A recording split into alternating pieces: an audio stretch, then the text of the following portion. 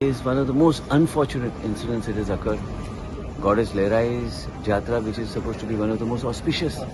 People look forward to this Jatra every year, and this incident which has occurred of stampede is really very sad. The whole emergency services are always active, but they have been pressed into total action. My whole team, along with the Secretary Health, Arun Mishra, Dean Goa Medical College, Advisor to Health, Fazil Araujo, my medical superintendents, Dr. Rajesh Patil, Varsha Monch, Uday Kakodkar, and the whole team has been active whole night. Heads of department in Goa Medical College, and our team has been on the field the whole night from the time we heard of the incident.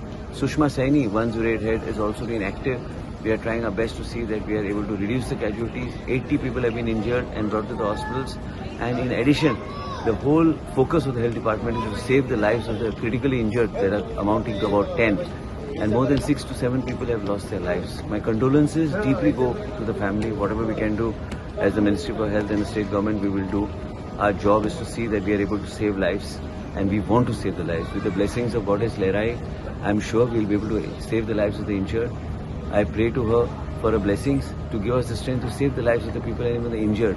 And we are able to, critical lives, we are able to save them and, hand the patients over in good health to the families. I'm really saddened by this incident. This should not have happened. This has happened. This is really unfortunate. My sentiments are with all the families who have lost their lives and also the injured. We are doing our best. I want to reassure them that the department and the health services is doing their best and the government is doing their best to save their lives.